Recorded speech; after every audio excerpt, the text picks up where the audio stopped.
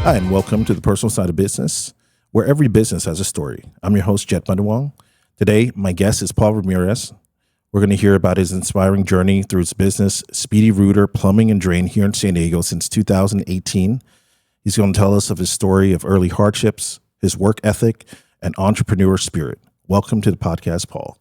Good morning. Good morning, Jet. Morning. So tell us, how did we get here? Well, my early life, just a quick synopsis of it. Grew up with very little, raised by a hardworking mother. Became a father at 15. Entered the restaurant industry to support the family. Developed a strong work ethic within that, from my grandparents and my mom. Being a single mom, it's tough to raise 4 boys. Yeah. So you got to work on a constant basis. So that work ethic has been there since the get-go. Just a little bit about getting into the plumbing part of it all. Learned plumbing from an older mentor. His name was, it's been so long now. It's been a while. Older gentleman. And he got me in there for about a year. I learned how to do some plumbing, some pool plumbing at that. And I asked him one day, hey, can you make money doing this? And he said, absolutely, if you do it right and you learn right. And I said, okay, well, that's what I want to do.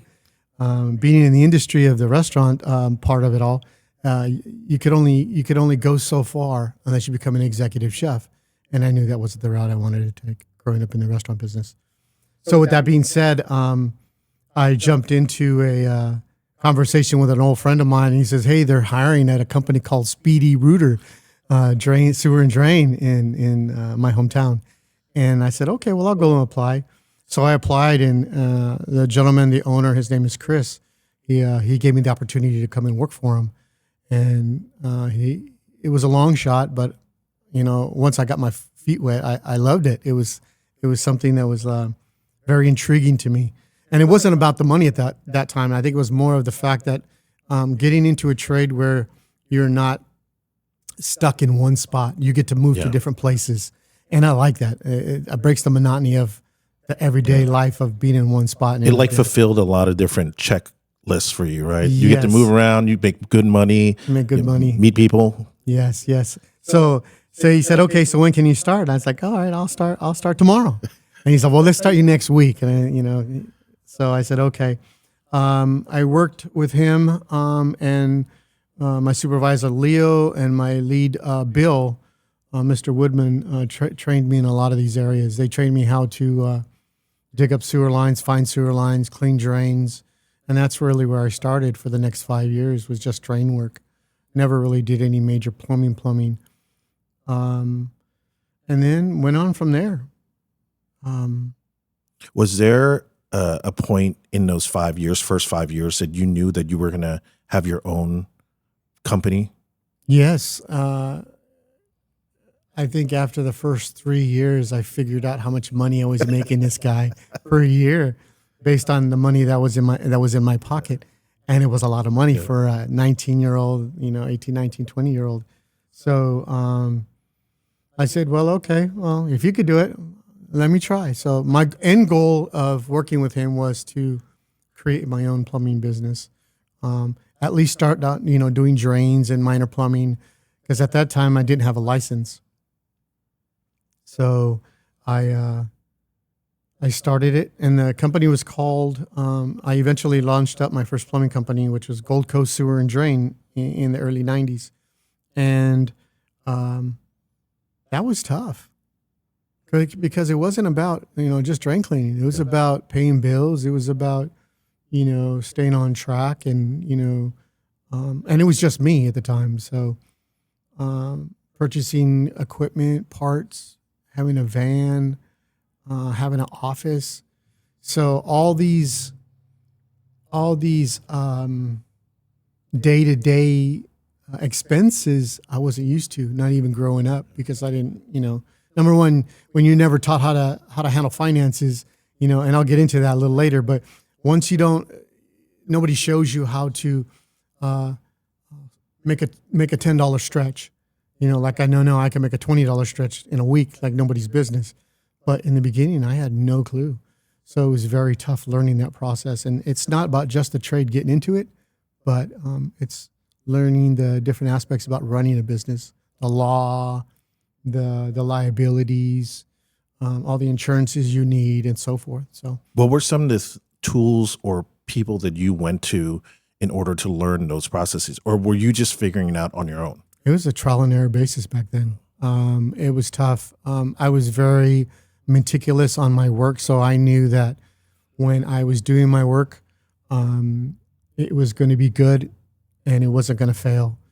And I would even go back at nights when I would do certain things and just double check, okay, did I do a good job? Yeah. And it was fine. So I'm very meticulous on that end. So I knew as long as I keep that consistency throughout my career, it would do me well. Yeah. It would suffice me.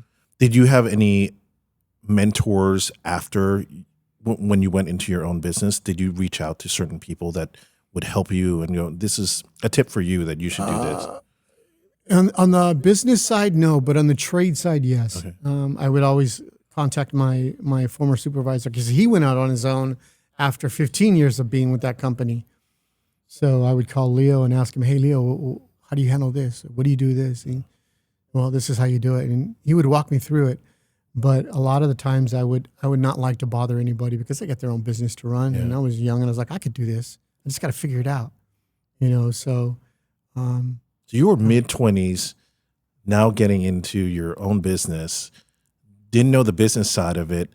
How long was the period from when you felt like this is chaos business-wise until you started feeling comfortable and say, okay, I'm starting to understand where this should go, what I should put in place in order to make this function? It's funny because I think it was towards the end of that season of Gold Coast Sewer and Drain is when I was really starting to get the hang of things.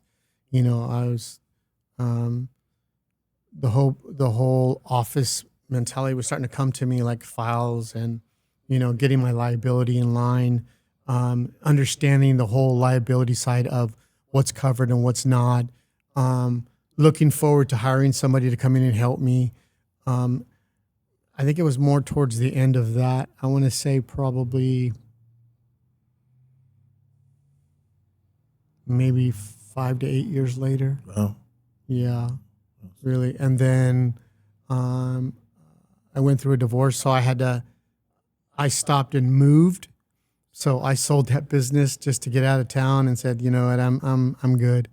So So you had a life-changing event and a business-changing event, yes. and then started over in Yes. someplace else. Yes. So I moved to Denver, and a friend of mine asked me, hey, I'm starting up a DJ business out here, a franchise, and I want to know if you want to be a part of the franchising side of it all. I'm like, oh, okay, I'll give it a shot. I'll try it out. So I moved out there. So within all of that, I was still plumbing because when I moved to Denver, I got hired by 3 different plumbing companies because of my experience, and they gave me what I wanted in my hourly and my commission. So I was grateful, but I had to pick between the 3. So I picked one and did very well. Something happened to their company. They closed down. So I jumped to another one. They hired me, and I was making good money and I was doing very well. At the same time, I was helping the franchise guy out, my buddy. And so I never really stopped plumbing, but I also made money in the evenings with the DJ business. And then he opened up a store based off one of his franchises that he bought there in Denver, Colorado. And I became their national district music coordinator. So I did all their music libraries, put all their systems together, and basically helped them that in. And then it took away from the plumbing side. So the second company that I went to said, you're not spending enough time with me, so I need to hire another person, so I'm going to let you go. So I moved to another one, and then that worked out. That worked out really well. And then, so I think I worked for probably 4 different plumbing companies in Denver, all making good money. And did you felt like each company you gained some different knowledge that Absolutely, made you, okay. Absolutely. For every time I jumped a company, I learned the ins and outs and the do's and the don'ts of business, how they did timekeeping, how they work with their service techs, how they moved around their service techs, how they issued parts, how they kept quality control of parts in their vehicles. So I learned, so it wasn't a bad thing. I think it was a good thing. And I look back at the moment, it was like I was going through hell and high water. But in the long run, now that I look back at it, it was really good for me because it taught me where I came from, what I went through, and where I'm going. That whole perspective was like, oh my gosh, dude, you learned so much just in that little bit of time. At least it seemed little, but it was a long period of time. But it was really good. It was really. Were you focused on that? Were you trying to absorb information, knowing or having a goal that you were going to open up the business again one day? I never thought I was going to open another plumbing business again. Yeah, no, I was in that track. I think I was just in survival mode, you know. So, but at the same time, still thriving. But I don't know, it's like an oxymoron. I guess you could say I'm thriving, but yet I'm in survival mode. But I was doing very well. Financially, like you were getting financially, paid, I was doing well, but emotionally and physically, mentally, I was not. Yeah. So for me, it was a good time of personal reflection, and where I was and where I came from and where I was going. So then, with all that being said, back in the franchise world, I stopped plumbing for like a few months, and then I helped out my buddy in the franchise side. So I got my feet wet for about a year and a half in a corporate world, and then I got back into plumbing again because I missed the money. Because the money is always the factor. But a lot of my focus was in the franchise world for the next 5 years on top of plumbing. I've always been a workaholic. Yeah. So I've always had one or two jobs, even before. I was always dabbling in this and network marketing, selling cards here, doing this here, and because it doesn't seem like money is a driving force for you. It's there, sitting there, but I think for you it's keeping busy. Yes, right? Yeah, it's always about keeping busy. I don't know what. And the biggest question everybody always asks me, and my wife tells me, well, you're going to retire in 10 years. Well, what am I going to do? She said, well, we're going to travel. No, what are we going to do? So I can't sit still. I always have to be doing something, So I stayed in the franchise business, figured out with them how to do specific things in the franchise world. That really helped me on the business side because I got a whole different perspective of what business really is in the long term. So if I ever wanted to franchise, and I'll get to that towards the end, I want to know how. I want to know the ins and outs. So my buddy, Rick says, well, whenever you decide later on down the line that you want to franchise or start another business, and let's do it. So I helped him with AMS franchise. I also helped him with All About Honeymoons, which is a destination travel industry franchise. So I became their first franchise owner there. Did very well. I did pretty good. I shouldn't say very well. I did pretty good in that one. But from that point, I basically wanted to move back to California. I said, I need to go back home. My kids were here, and I needed to blend everybody back together again. So I woke up one morning and, it's time to go and let's go back home. So I stopped doing that. I sold my franchise, my All About Honeymoon franchise, back to the corporate office. They resold it. And then told my buddies from the plumbing business, hey, I got to go. I love y'all, but, peace out. I got to go back home. And what had this been about almost 10 years that you moved away? This was almost 6 years. Oh, okay. Yeah, almost 6 years. So with that being said, I moved back, stayed with my cousin in Ventura for a little while, went back into plumbing, worked for a plumbing company in Ventura, did a lot of work for them in Ventura. And the funny thing about plumbing with me is it's like riding a bike. Once I got on it, it's like I never left. Yeah. It just came right back to me. So I was like, maybe I should just stay in this field. So I decided to move up to San Diego in the end of 2005. It was almost 2006. Yeah, roughly around that time. And then I moved up here figuring, okay, well, how am I going to get to work? What am I going to work? How am I going to do this? Buddy started a church, so I came up here and helped him. So I said, all right, well, Lord, if I'm supposed to be here, give me a job and give me a place to live. Well, 2 weeks later, I got a place to live and 3 job offers. So it was amazing. So with that being said, I picked the one that I wanted that gave me what I wanted. And got here, started moving. I guess you can say, trial and error, just learning the trades and learning where I was and staying a student and always wanting to do better for myself. I stayed in the industry. Come around 2011, I took a little break from plumbing. I was like, I'm getting tired of it. My knees were starting to hurt me. I was about 300 pounds, and I was like, I can't do this no more. Body was taking a toll on me. So I decided to start a cleaning business.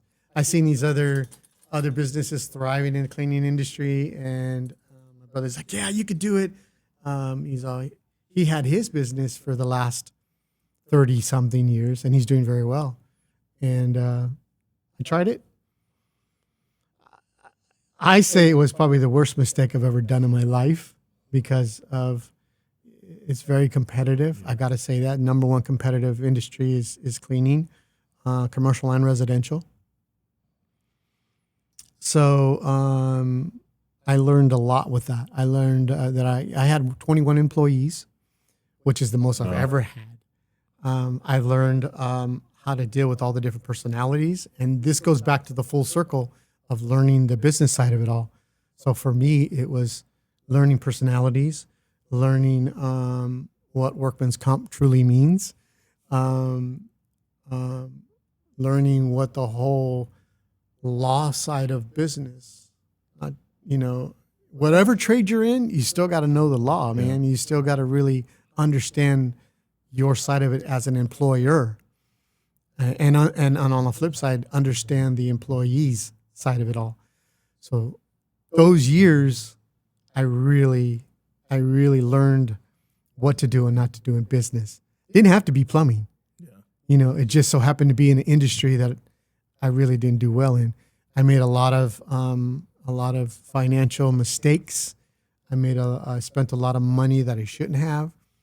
I listened to people. I can help you here. I can help you there on social media.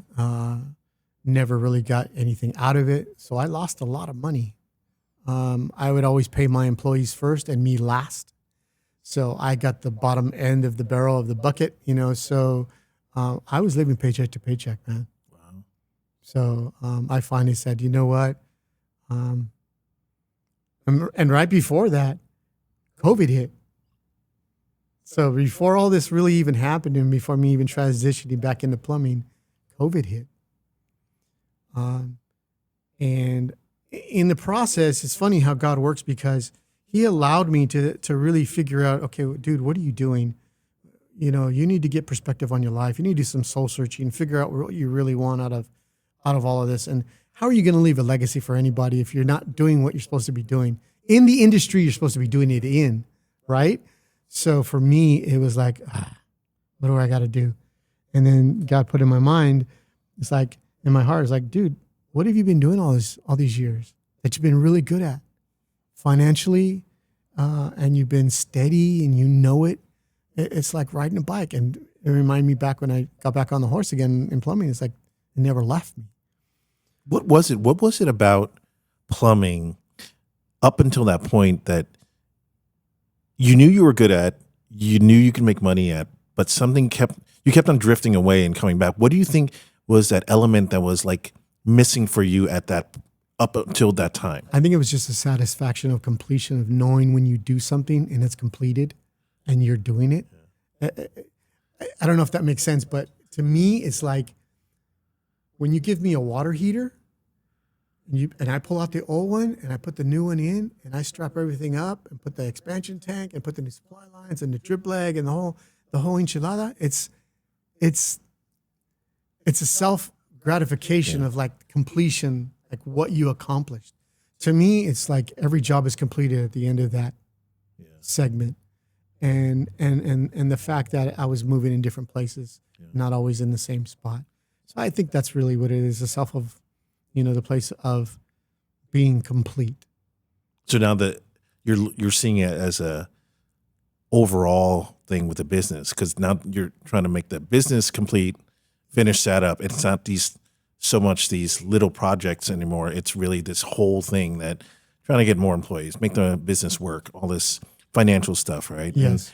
And do you think you could have gotten to this point of running a successful business without those, almost 15 years now, I'm guessing, of experience and learning all this? You think someone can come into the trades and go, okay, I got 2 years under my belt, I think I can run a successful business?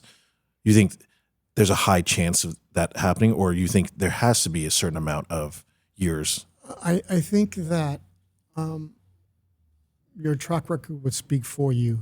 So what if you take heed on everything that you've done and learned through life, it always is going to make you a better person.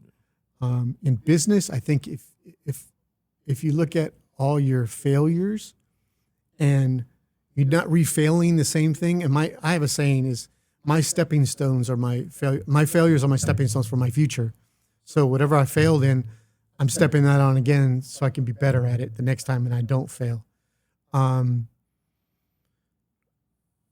the person that is coming into the trade, let me back up a little bit here.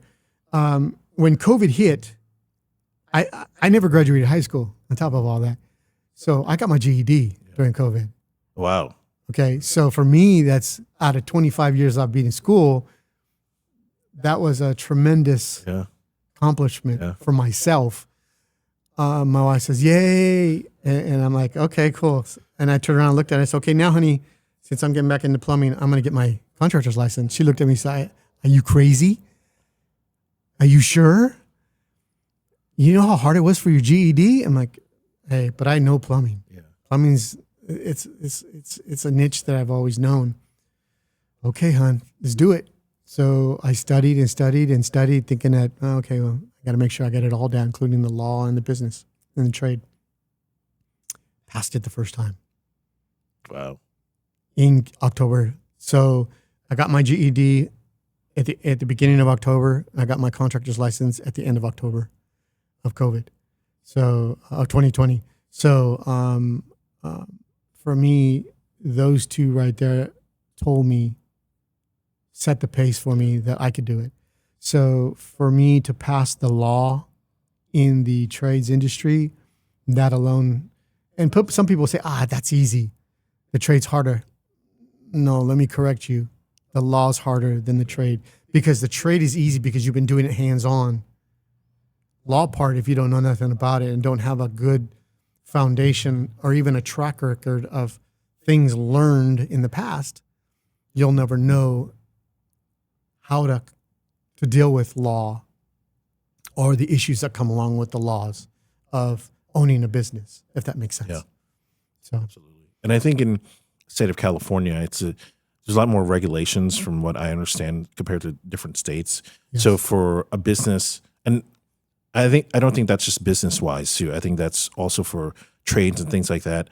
I feel like if you can get yourself set in a lot of the foundational stuff with the law, permits, regulations, understand that in California, it gives you such room to breathe because you've gotten that stuff behind you. Now I can concentrate on the clientele, the growing the business, right? Where I think, and there's so many people in Southern California, especially, that you could have this great opportunity. I mean, there's competition as well. Yes. What are some of the things that you felt like have separated yourself and your company from other plumbing businesses? I mean, there could be a lot of different factors. For me, it's honesty and integrity. Let your yes be yes and your no be no. If you can't do it, don't do it. If you can do it, great. I think a lot of it has to do with who you are. your character in the industry. For me, what sets us apart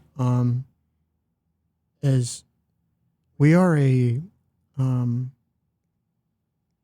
almost debt-free company. And I say that because I just bought another company van. I think a lot of companies get stuck. And I don't know who they are, but I believe sometimes it's really hard to advance in the industries if you owe a lot of money. Yeah. And then it makes things very much harder to give your techs what they want in the sense of hourly and commission because you're so strapped. I told myself once I got this license, I would never be that way again. And for me and my wife, we started doing the Dave Ramsey course. And that has been amazing because not only did we do it in our personal life, we're debt-free in our personal life. We have no debt except for our house. And we're almost paid off with our house. But we now, with that being said, we're doing it in addition to the back of our house because we have a little more money now to spend to expand our house. So with that being said, that really showed us and showed me on the personal side. If I could do it on my personal side, I could do it to my business side. So I implemented the same structure for Dave Ramsey personal into our business. Our parts houses, we don't owe anything. I pay them off every month. I just paid off one of our company trucks. Our second vehicle is almost paid off. So everything for us has been really good. And I think that alone, it frees us up to be a little bit more free towards our service techs and be a little bit more less stressful and say, no, I can't give that to you. And I think that's where the retention really helps, to keep the retention down or to keep the attrition. The people in is to be able to say, okay, well, here's a little bit more money. I can give that to you because I have it to give. As some, and I've spoken to a few guys and they're like, I'm strapped, bro. I'm strapped. I can't, and I even need to lay some guys off, but I don't want to get to that point. Whatever God, and before this, I would always tell God, is like, God, I don't want to limit you because I would limit him, but now I don't. It's like, whatever you have, I'm willing and open. Number one is the bottom line, Jet, is we're stewards of whatever he gives us. We're not the owners. We're just stewards. We're just somebody that's managing what he's given us. So for us, we have to be in that mindset across the board. So we're in agreement. Me and my wife was like, hey, we're stewards, man. So we're going to take care of whatever God gives us. And I think your employees end up working harder. I would guess, right? If you're treating them better financially, culture-wise. I mean, knowing you for the amount of years, I'm going to take a guess that you aren't rough with your employees, that you actually try to understand because you've been in that position for so long, and you're trying to grow a good business and not just pay guys and get them out and then move them on, right? Yeah, it's all about relationships, Jack. Just and it's and I got to give B&I too because this is what's really helped me grow in that relational side, not only from my past, but it's nurtured the gifts that I do have already, to get them to where they need to go in the direction they need to go. Am I 100% there yet? No, nobody will ever be. But for me, and my guys, well, you can interview any one of them from my dispatcher down. They'll tell you it's like, no, he's a generous guy, and whatever I have, I'll give. As long as it's within the purpose. If there's some purpose behind it, absolutely, you got it. But if it's for fun and games, no.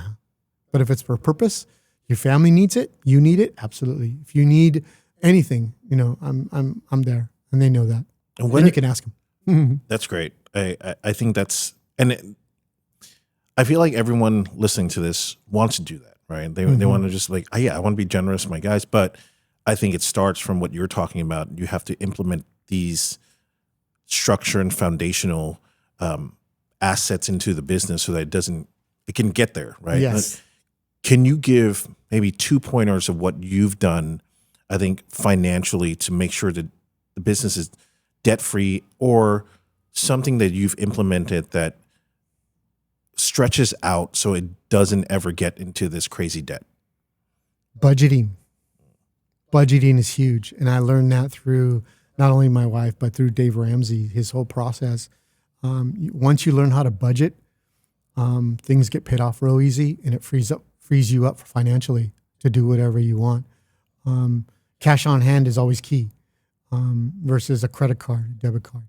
And I think that has really helped us. Yeah. And does a Dave Ramsey techniques, does it always apply to business? Can you do that, or is it mainly more for personal life, and then you just happen to apply it to your business? No, they have courses for businesses now, and I know they've had them for a while.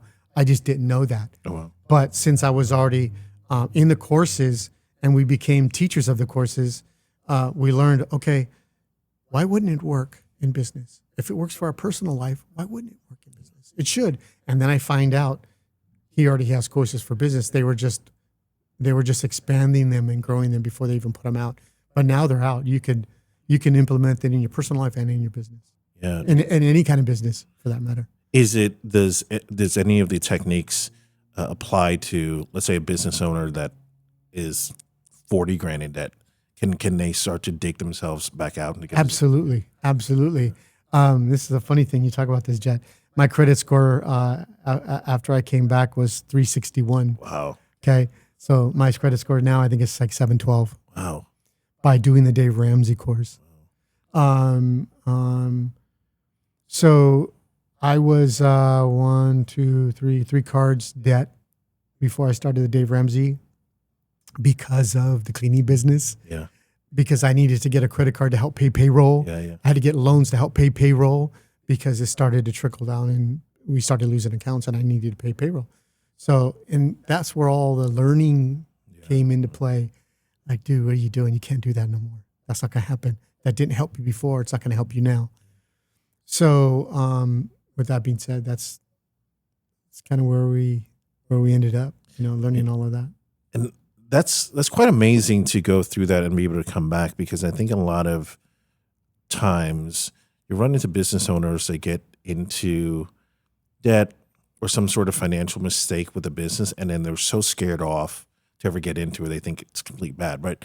And I always have this saying, and I don't know if there's no stat to prove this, but I always feel like your third or fourth business is where you start to really figure things out and thrive, because you have to make mistakes. I think the beginning, that first business that everyone opens to, there's so many mistakes you're going through, like you mentioned, because most of the time you're on your own and you don't know to connect with people, learn from people, get mentors, and start to dig in. And then now I think in 2025, there's so much available information for people to look up and, am I doing this right? Should I be doing this? We have AI now that's giving you some techniques. And imagine if you would have had that in your first business. There might have been some tools that could have stopped you from doing this wrong, and like I don't know when you open your first business if there was a lot of different software like it is now, right? So you get to take advantage of like maybe CRMs and keep people in line. You can keep track of it. How were you keeping track of customers in the first time you opened up? I think the first time, was it pen and paper? No, it was pen and paper, but it also was straight invoicing. Oh, just paper invoicing with numbers on them, and then I would save them and I would file them by invoices.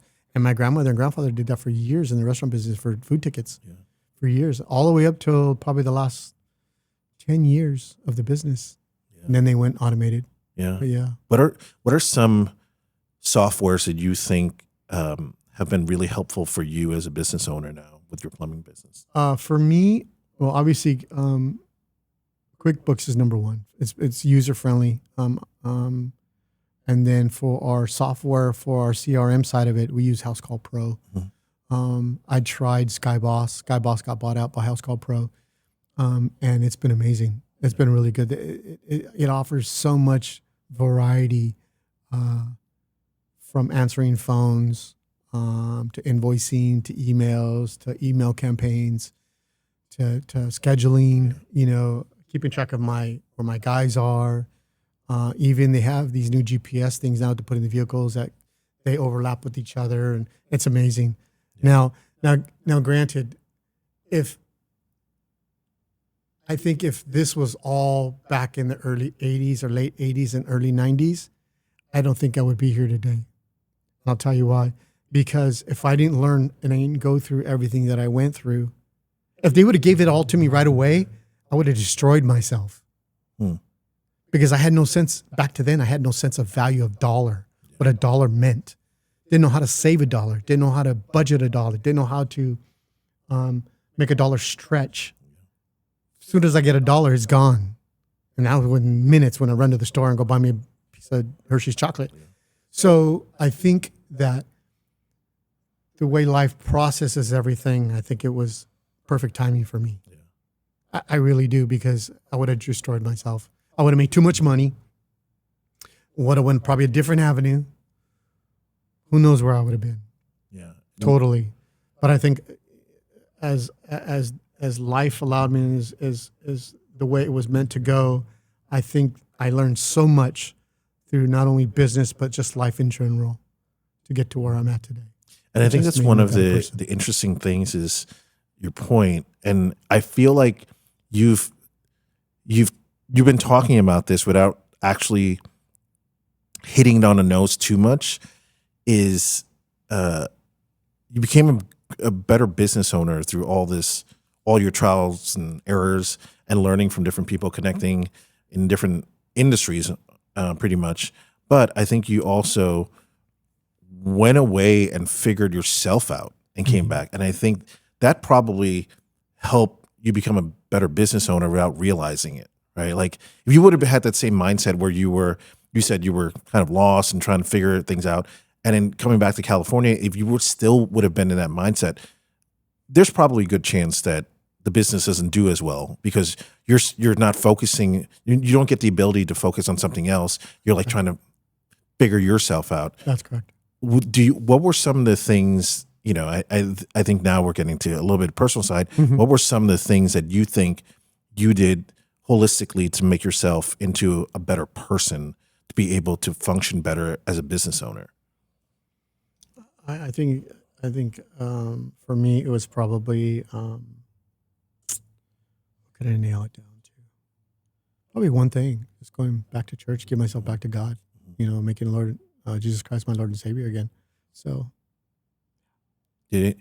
And how was the support after you started coming back to California and being able to get everything in place? Did you feel like that was there as well? Friends and family, they were like, yeah. Very supportive. Yeah. They actually wanted me back here. It was probably the most healthiest thing I've ever done for myself. Yeah. And now, as we're wrapping up, if someone's trying to get into this industry right now, what would your advice be for that 19-year-old or that is now trying to get into plumbing and in the trades? What would you tell them, some steps that would make them successful? A little advice to inspire some of these trade people that want to come in at a young age. Don't try to reinvent the wheel. Specific trades have always been specific trades for a reason. It's the way they were built. The service trade, service and repair, HVAC, electrical, construction, you name it. Whatever trade it is, it's already started. All you got to do is just add to it. Make it your own, but a lot of people try to recreate how a service industry is supposed to be. I think you just make it yourself, make it your own, the way you would like it to be. But the main part, don't try to recreate the wheel. They've all been built on proven strategies and logistics and that kind of stuff. But number two, I would say be prepared to lose people along the way, and that could mean employees, that could mean friends. Not everybody will be willing to stay on the journey. You'll lose people during different seasons in business. Some goods, some bads. Some ones that you wish you could keep for the next 25, 30 years. And some do. Some stick around because it's all about the culture. How you create the culture is what people love. They don't want to be mistreated. They want to be loved and honored and with dignity. So for me, that's number two. Number three would be accept every part of your journey. Don't just, and what I mean by that is remember where you came from, and embrace the journey. Embrace it to where you learn from it. Don't go back to it, but learn from it and move forward. It's what shapes you to who you become. I'm very, very simple guy when it comes to that. And, keep family number one, because they're your biggest supporters. And do what you love. If you love doing a specific thing, do it. I think plumbing is what I love. I just kind of felt like, maybe I should try something else. Maybe I should try this. But I always came back to something that I truly love doing. And I didn't figure that out until latter years of my life. Great. And it wasn't about the money. It was about something I truly loved doing. The satisfaction of making people happy. And as long as they're happy and they're willing to call me back, hey, that's a trade I want to be in for the rest of my life. And the biggest thing is always do it with the intentions of leaving a legacy for your families. It's great. It's an amazing way to end off. Paul, if people want to find you and Speedi Rooter, where can they find you? Well, we're right here in Chula Vista, California, in the outskirts of San Diego. We travel all over. We're state licensed, so we'll go wherever. We're at 619-320-1428. Give us a call. We'd love to help you out. All right. Thank you so much, Paul. Amazing story. Great guest. This is The Personal Side of Business. Thank you for having me.